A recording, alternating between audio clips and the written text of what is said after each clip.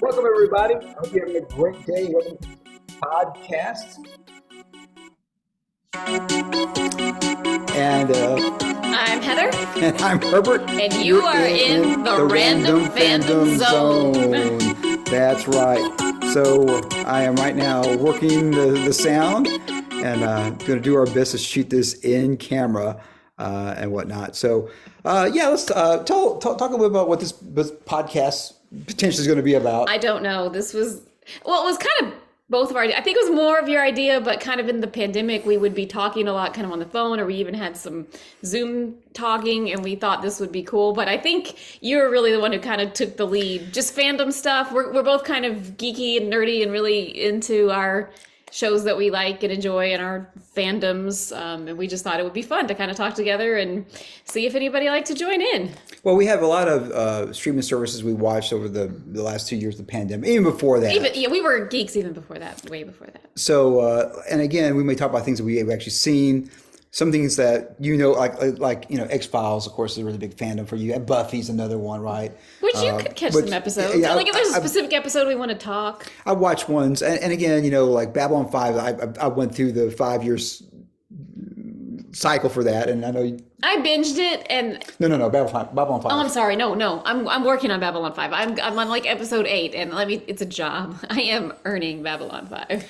Like a fandom like Lex, you probably haven't seen No, I Lex. know nothing about so that. Lex, and I'm trying to think some other sci-fi shows out there. What's the one? Quantum Leap. Leap. I could catch an episode if we want to talk about it, but yeah. And then what was that British one that you liked? The one on the spaceship? Blake 7. Blake 7. Which is really old. Yeah. Back in the day, no budget. And, I was a big fan of the original Doctor Who. You kind of got into... I like the newer I like some of the classic, but I got into the newer Doctor Who. You like the classic. Yeah. And then, of course, Red Dwarf was one. We both loved Red Dwarf. Mainly because we had PBS. So you as kids, I had 4. Anyway, very few we never got cable, and PBS was... Yeah, definitely. And of course, Star Trek is kind of the foundation and Star Wars is kind of the foundation. And we've had opportunities to go to some Comic Cons. We presented at one.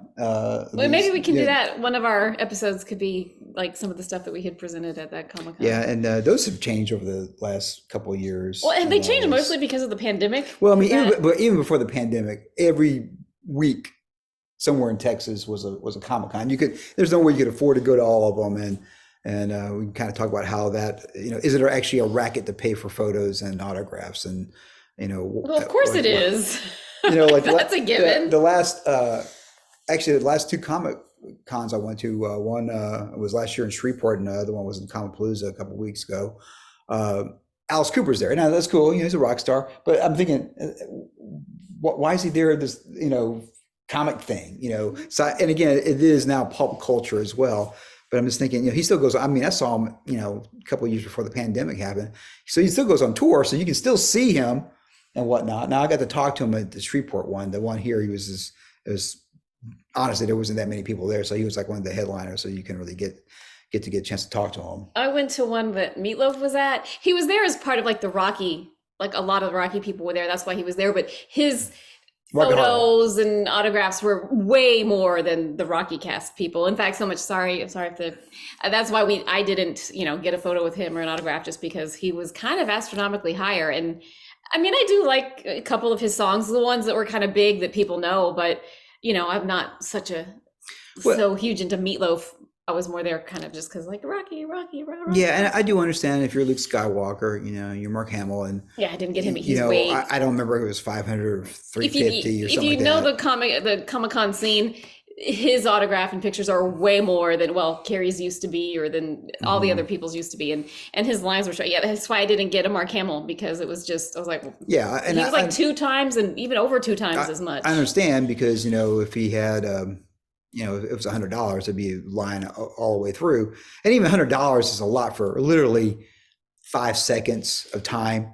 But you're paying for the autograph or the picture. You're paying for the picture. Yeah. So anyways, that's another big aspect of things. I don't know if people know, Harrison Ford does not do them at all. So if he ever did one, the line would be like to Utah, it would be ridiculous. Yeah, and I guess one of my big questions is that if I can understand if you were a B actor or you're an actor that was famous at one point, and we saw Jimmy Walker, who was JJ on Good Times, Dynamite. And he was out there, signing autographs at the Comicpalooza a couple before the pandemic. And again, I understand. I mean, and he actually even talked about that basically he can't get work as an actor so much now, so that's what he does to make a living. Was it Sam Jones does? He's Flash, which the soundtrack was amazing. Did you see Flash? I've seen episodes. No. Oh, the Flash, the movie, Flash. Oh no. Anyways, Flash Gordon. No. Okay. Anyways, so Sam Jones talks about how he flipped his work schedule. Most people work Monday through Friday. Well, he works, basically Friday to Sunday, and then he's off the rest of the week. So he just goes to Comic Cons. He's going to be at the one up in Shreveport, and they whatever the amount of money it is to get some of these folks over there to sign some autographs, do a little bit of do some talks, and then walk out there with a guaranteed check. Although you went to a Comic Con, that apparently the guarantee bounced. Yes, it was a Space City they weren't paying the actors, and it was I wasn't there for Sons of Anarchy, but it was a big Sons of Anarchy. Like that was sometimes, I don't know if cons, like a lot of times if they'll get a lot of people from one franchise, then like the whole con's a little bit flavored on that fandom. Not that there aren't other fandoms there, they are. But anyway, this one was big Sons of Anarchy. They had a huge like Sons of Anarchy VIP package, and there was a big Sons of Anarchy party. I didn't get that ticket, but yeah, apparently some of the actors just walked out. They wouldn't even do it. I don't know what they did to those VIPs or for that party. And actually I watched all the Sons of Anarchy. And when I went to a Comic Con down in Orlando, no, in Miami, they had a big, what was it? Spartacus one. They had like all the actors from Spartacus there, and you've seen all these fit people walk around and whatnot. And they had that big area. And again, a lot of these stars. Probably one of the weirdest ones that we saw was the pictures of the Mothers of Dragons with the Wookiee photo. Well, okay, that's a specific. So Mother of Dragons. Okay, this is a whole thing. Yeah. Get your beverage. So this was exactly the weekend of the airing of the finale of Game of Thrones, and it happened to be the weekend. Was it Comicpalooza? It was in Houston. It was Comicpalooza. It was the same weekend of Comicpalooza that they were actually airing. So like you would go to the con, and that night you're watching the finale of Game of Thrones. And she obviously they had Mother of Dragons. That was one of their big probably the big celeb. The big draw that year was Mother of Dragons. And so she obviously did her pictures and her panels and her autographs and everything. And we were literally leaving that Sunday. We were walking out of the convention hall, and there was a guy sitting there and with his picture, and would he have his Wookiee outfit on, like not the head, but the rest of the outfit on? Okay, Comic Cons are like cool, and everybody's got their fandoms, and you enjoy meeting people and talking to people. It's good vibes because you all have things in common. You like things, so we kind of just started saying like, hey, and talking to him a little bit.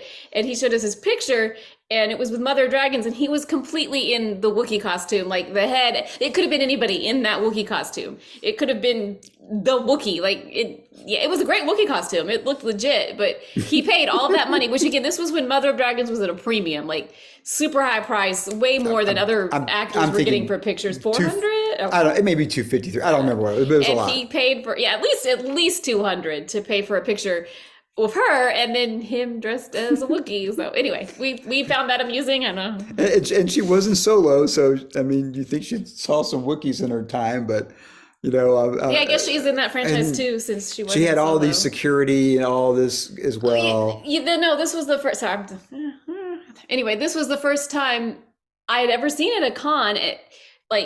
Usually they're just kind of there at their booth and they're signing autographs, and that's fine. And you can see it, like if you're walking through the convention hall, like you see people, whatever, they're there signing hall, their little lines, whatever. Hers, like there were big curtains, you could not see her. You kind of had to be escorted back, like only people who were getting autographs at a time, and there was security around her, which I don't know, like part of me feels like nobody else does that. I do a little bit understand. I mean, that was like literally the weekend Game of Thrones was aired. Like she was the it person on the planet of the moment. So I guess from that perspective, I can kind of understand maybe why she felt like, they needed a little bit of tighter security. Yeah, and remember to live your dreams. To live your dreams, because that was advice. Because go out there and you can make it whatever you want to do. So that was some advice from those panels. And one thing like this, if you're a big fan of a certain actor or that attends these Comic Cons, you go online and watch their YouTube, things. At some point, they say the same spiel over and over again.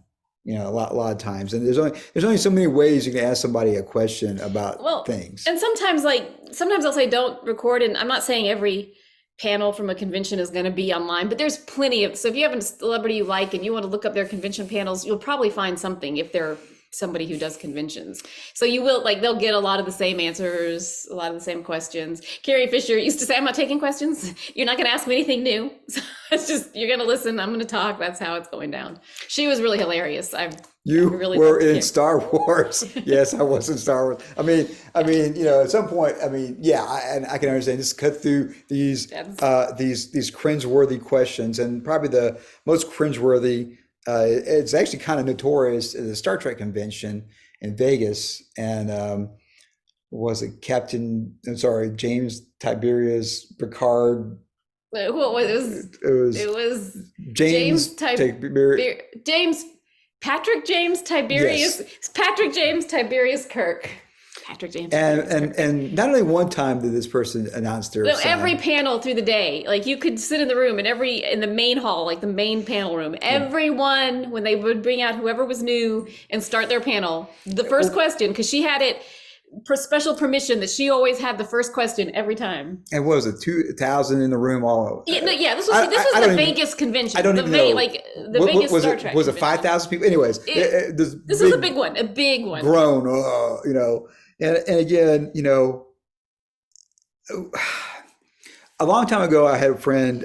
He plays professionally in a jazz band, and he meets a lot of famous people. He gave me my best piece of advice: how to deal with celebrities. Don't say much. Again, if you're talking to Willie Nelson, let him know you like his music, and that's it. What are you going to say to Willie Nelson, just like Carrie Fisher, that they haven't already heard before? Keep it short.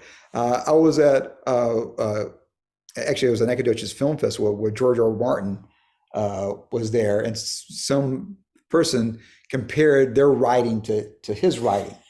And I know what he was trying to say. Us writers. Well, it's not really us writers. It's he does Game of Thrones. You write a diary. You keep a journal. You write something that's on a computer that maybe somebody read. I don't know. But again, I'm not being mean to write. I mean, I write, and most people never would read the things I do. But I didn't go to George R. R. Martin and say, hey, we're kind of the same. We're writing the same stuff.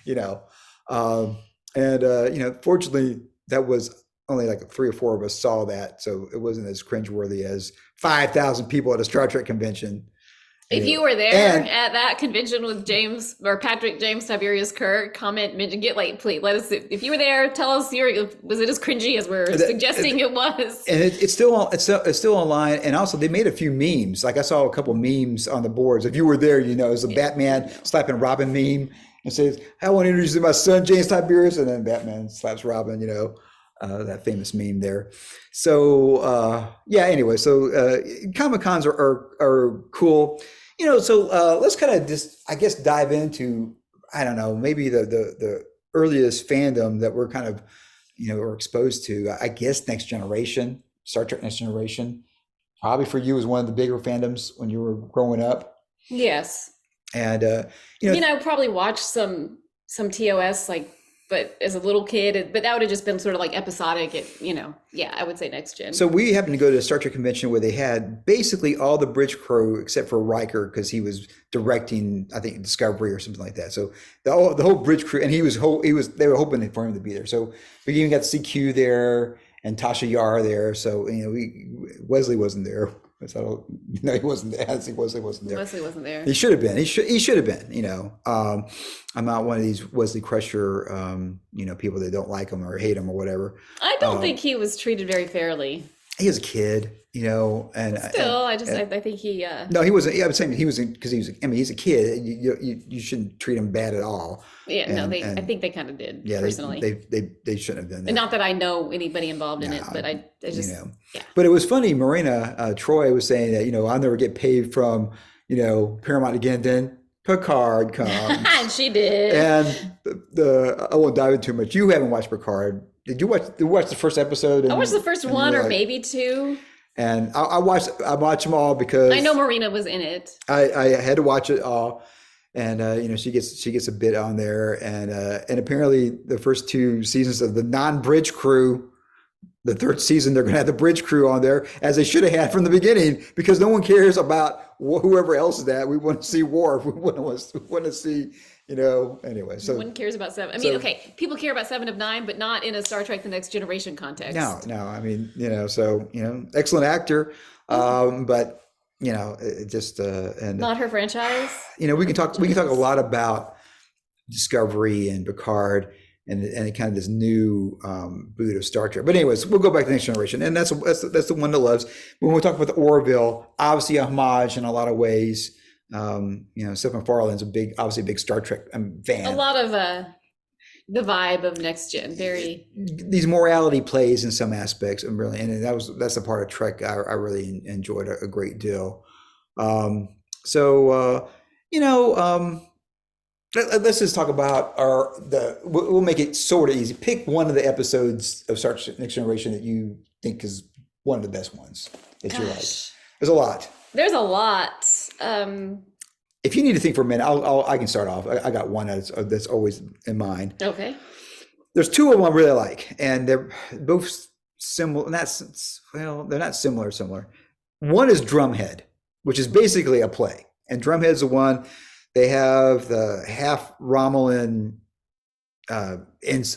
crewmen, and there's some type of accident that happens on an Enterprise, and they're looking for some type of terrorism going on or whatever. And they have this big inquisition going on, and Picard basically has this big monologue about how freedom is, you got to be vigilant and whatnot like that. And that was supposed to be one of those clip shows. And they said after the first season, and they had that clip show, which was horrible.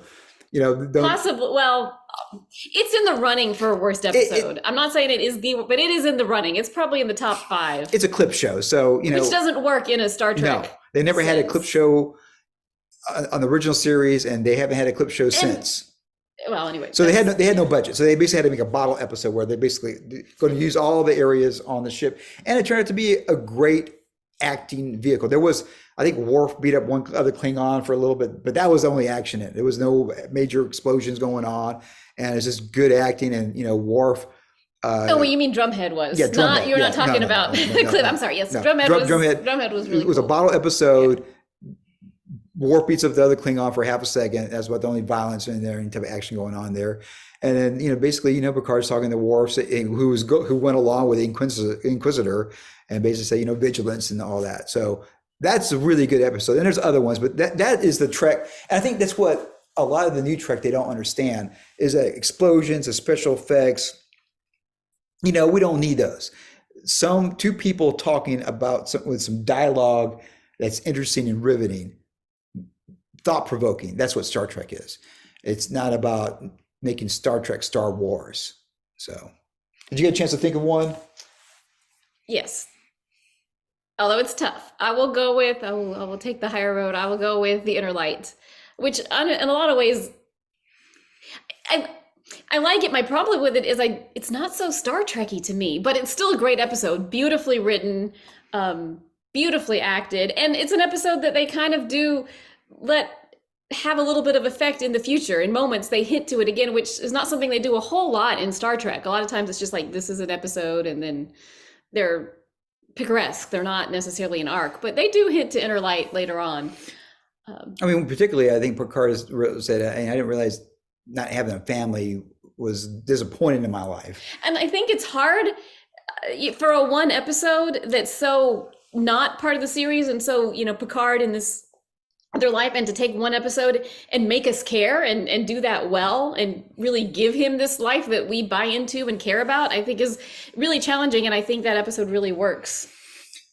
Yeah, it's. I remember watching it. It's like, and it's not one of my favorite episodes. I mean, I guess I maybe put it on. It's up there, but it's. But I remember watching it and thinking that this is what science fiction is. That you needed the vehicle of science fiction to be able to tell that story, where you can live a whole life in a flute in a couple of seconds of time. And that's how they got to know that civilization that's now extinct, is through those memories And then it kind of changes Picard too, to have lived this sort of almost double life. yeah, he wasn't a musician. Now he can play that little pan flute thing, and so and again, I think I mean that's another one that's character driven. That you got. Yeah, it's not so. I mean, it is science fiction-y, but not. I mean, in Next Generation, unfortunately, you had Sir Patrick Stewart, who could act. Brent Spiner, which you've got a picture with. I do. In a cup. I do. I got to stand next to them a couple of times as people took photos. I'm too cheap to buy a photo. And then excellent actor. Dwarf, Michael Dorn. Excellent. He's not a lightweight at all. He's excellent actor. So you got those three there, and then we can go down who's the worst actor. We'll do that down the line. We'll do that down the line. But so you got some people that got some chops. They got some acting chops. So you get some good writing in there. Watch out. There's some good things going on. And I think back to Patrick Stewart, just thinking this is going to be a lark. 16 episodes or whatever, 12 episodes, and that would be it. Get a paycheck, go on with your life. With the context, when they were considering Patrick Stewart for this, and he was kind of thinking about it, and he was telling his friends, like, I don't know, this is some science fiction-y thing. I'm just not sure I'm not sure it'll be serious. I'm not sure it'll be taken seriously. And the friend's like, hey, it'll be a paycheck. It'll be 16 episodes. It'll be over in a half a season at most, and it'll be canceled. Just do it, collect up a little bit of money. And then obviously we see what happened. He took the show. It became, very successful. And really, it really kind of took it to the second season to kind of find its bearing. And, that's what you're experiencing right now with Babylon 5 is that when you reflect back later, you realize there was a lot of the elements there, but they just weren't executed as effectively as they are in the future. The people don't know their characters as well. Where they're going with at least Babylon 5, there's a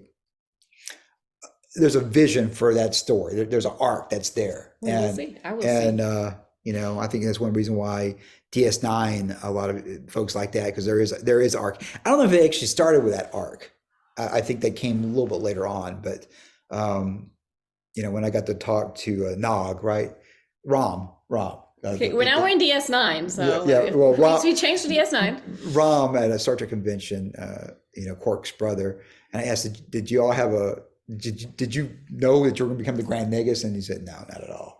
And that probably happened the last half a season where they decided. We should probably, I don't know if it goes without saying, but we should probably, there will be spoilers all the time. Like, this is about fandoms. Shows that have been out 30 years. Well, okay. Shows that have been out 30 years. I'm not going to worry about spoilers because all of it should be common knowledge. And but it is cool when people find older fandoms and they don't know what's going to happen. Like, like if you truly didn't know, big spoiler, about Empire Strikes Back, that Luke is related to the big bad guy in the show. I won't say it, but you all know who I'm talking about.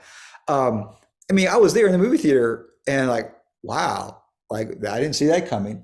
Today, it's so hard to do that with the internet. And like, we haven't been, because of schedules and busy, we were trying to watch the Orville together. And fortunately, there really hasn't been too many spoilers that I've seen on Facebook. I feel like maybe a lot of people haven't found the Orville. I don't know. So, but other ones like Game of Thrones or, Breaking Bad or whatever, if you don't get on it right away, someone's gonna say, oh, I'm sad, so-and-so, whatever. And it's like, kind of this disappointing.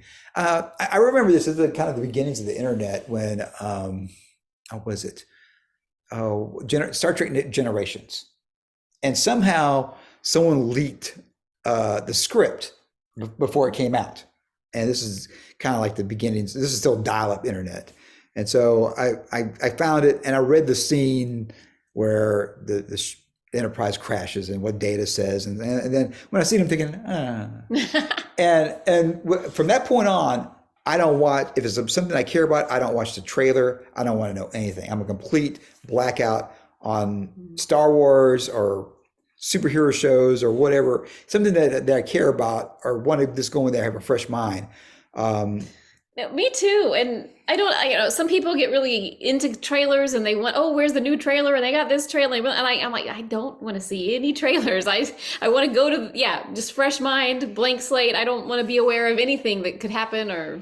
No, just go. So I don't understand the fascination with trailers. No, yeah. It's like, oh, they go through and analyze every frame and figure out stuff. I don't want to know. Like Ozark. No. You know, when that, I won't give too much spoilers because that's still kind of new, but that second part going into the second half of the season, and Ruth's famous part, I'm thinking, all right. But even the end of the first season, that last episode of the very first season of Ozark is like, okay. But even like I think almost every one of those things they had almost not even really a cliffhanger, is like a jaw dropper, like. Yeah.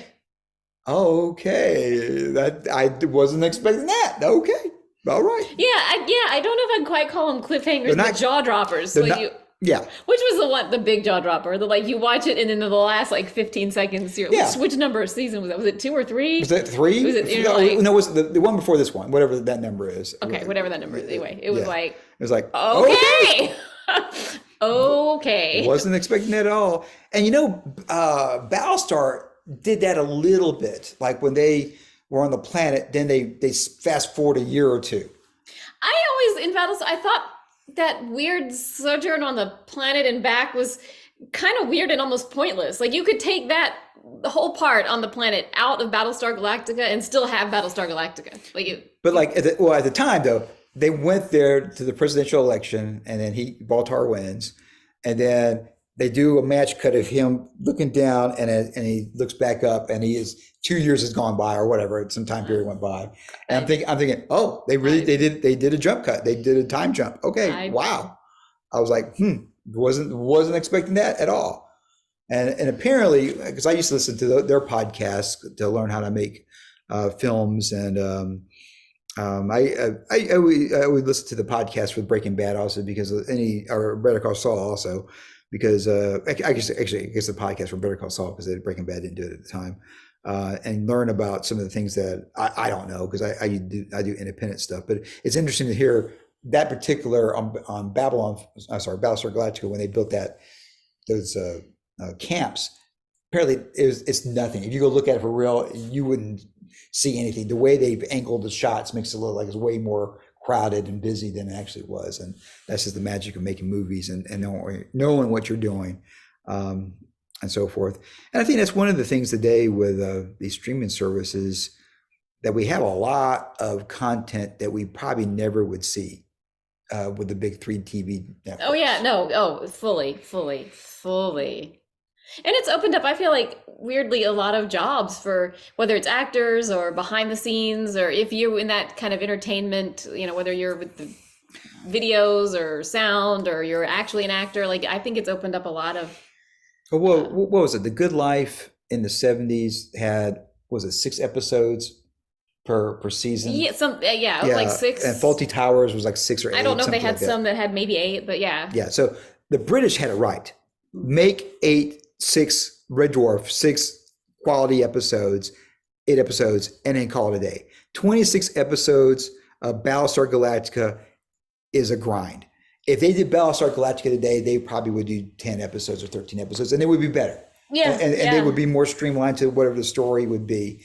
And even when they rebooted 24 the last couple of years, they didn't do 24 episodes. They did like 13. It's because they realized, let's speed this thing up. No, I love and hate that, because I'm a big Anglophile. British television is my life, and so I have a love-hate. I love that because you're right, it is really good, but then I also hate it because I want more, and I can't have more. Well, think of Red Dwarf. Red Dwarf worked because they had 6 good episodes, and they had no budget. So anything more than that, it would have been difficult to do. Well, and honestly, when they keep going on season after season, it does lose its punch. There are a lot of seasons that, to me, I love where they started with Red Dwarf. I love those early seasons, but once Rimmer goes, I think a lot of its success hinged on they just got the right cast that really gelled together. And once you took Rimmer away, I really think they might have been better off just to be like, okay, we're going to call it done. Well, they got, 5 good seasons, 5 or 6 good seasons on there. So, and whenever they come back together, I always tune in because I like to see what the boys are up to. And, No, I check it out too. I do. I check it out. And so, and there's every once in a while an episode that kind of calls back to the first 2 seasons or something like that, which I like. But I think that's the power of Ozark. Imagine if they do 26 episodes for 3 years or 5 years. I mean, it could be done, but kind of like, Well, at some point, the believability, especially when you're doing something like Ozark and frankly, like Breaking Bad, where it's such high stakes, you get to the point, like, I don't believe anybody's life goes on like that. Like, it just doesn't keep on at that frenetic. We've talked about the Handmaid's Tale. At some point, she needs to get her child back. Or whatever. At some point, it's got to end. It's just you can't be dragging this all out. Kind of like when we talked about the Hunger Games when they did the last movie in 2 movies. What was that one? Was it The Maze or was it what was that one where they declare like a warrior or scholar or whatever in the dystopian time. Anyways, they did 3. They had 3 movies, but they tried to do the 4th movie, but the 3rd movie bombed so bad they never did finish the 4th movie. So that whole cycle movie was gone. No, I didn't like it in Hunger Games when they broke it apart. And frankly, I'll say it. I didn't like when they did that in Harry Potter with the 7th movie. Like it didn't need to be broken apart. I mean, The Hobbit. Did we need 3 movies? No. Sorry. Did you not. Didn't that 3? Like it could have, as a single movie, it could have been great. Like The Hobbit has enough material for a really excellent movie. Not 3. And like the new Star Wars, did that need to be 3 movies? And I honestly vaguely remember any of those things. I think the original Star Wars, at least certainly the first one, like he thought he had ideas of where it could go, but he knew he needed to have a standalone thing, a complete movie, in case it didn't go. Star Wars would have been fine without anything else, but there was going to be a sequel because it was successful, and that's the way Hollywood works now. And that's what they were doing with Hunger Games, making it 2 more movies, and it was the money. They had a movie they wanted to. I mean, what was the one that distributed Star Wars? Anyways, I can't remember what it was, but they had 2 sci-fi movies. Star Wars and Damnation Alley starring George Papard from Breakfast at Tiffany and the A-Team fame. And I actually enjoyed Damnation Alley. You probably never saw it. I never saw Damnation Alley. But they spent so much money on this science, this atmosphere being, today you do it yourself on the computer. Back then it was a lot of money and it really didn't even look that good. And it just didn't work. And then Star Wars was, their other one, and that one, of course, just blew up. And the thing about Star Wars at the time, people went and watched it 30 times a week. They just went and watched it over. This is all before streaming media and DVDs. And they only had 5 channels. Like they didn't have cable to VHS. So the only way you go, and there were people that would go memorize it. And the thing that's even cool, kind of going to talk about fandoms and comic conventions and stuff, there were people that go watch it and they would take notes how to and make the TIE fighter outfits or try to come up with a stormtrooper outfit. Almost screen accurate or maybe screen accurate. I mean, got some visual people that got that ability to just go in there and watch. Okay, and it was probably harder to get like certain fabrics or what I mean. Nowadays, I feel like we know how to source things a lot more. Yeah. So when you see somebody in 1978, 79 in a stormtrooper outfit, I'm like, man, that's impressive. That's really impressive. We both have a bit of our parents or fathers were in the military, and you went on post to watch the movie theater. I'm assuming you went on post to watch movies. Sometimes. Okay. Well, there was no option. The only place I saw movies was on post. So Empire Strikes Back was released, and I had to wait for it to get on post, which I'm going to guess 2 or 3 weeks afterwards.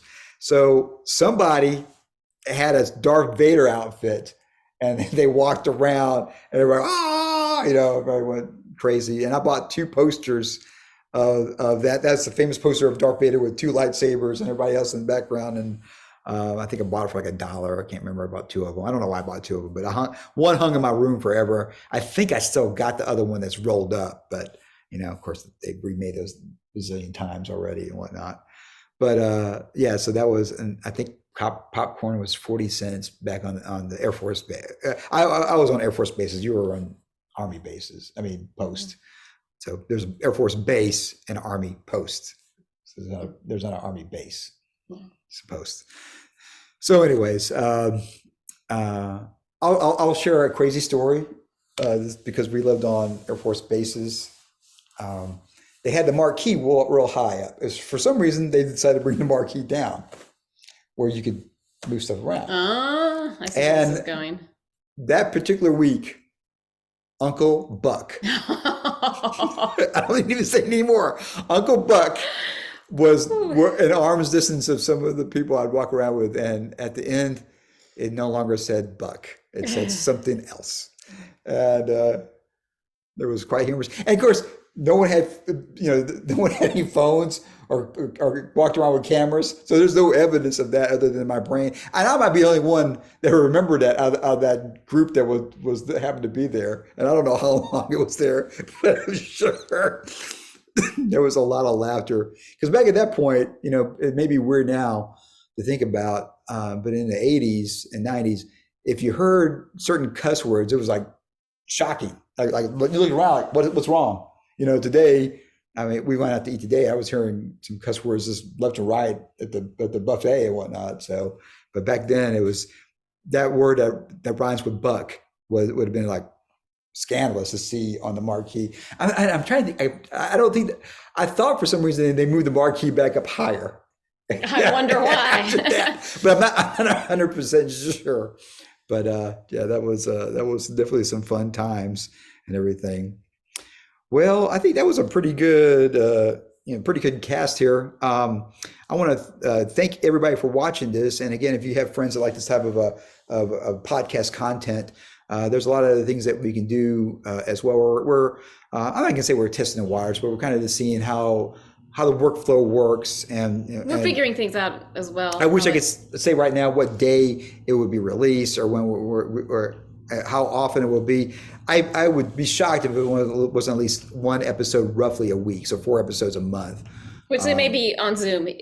Herb just happens to be, we just happen to be here right now. Yeah, every once in a while. A lot of times it'll probably be on Zoom. Yeah, and technically I'm recording on Zoom right now as well, but. Well, okay, we'll both be in different locations on Zoom. yeah, so it's interesting to do that. So anyways, I want to thank you all so much for watching the Random Fandom Zone. I got to remember that zone part because there was another. You wrote the zone part. Well, that's because that was the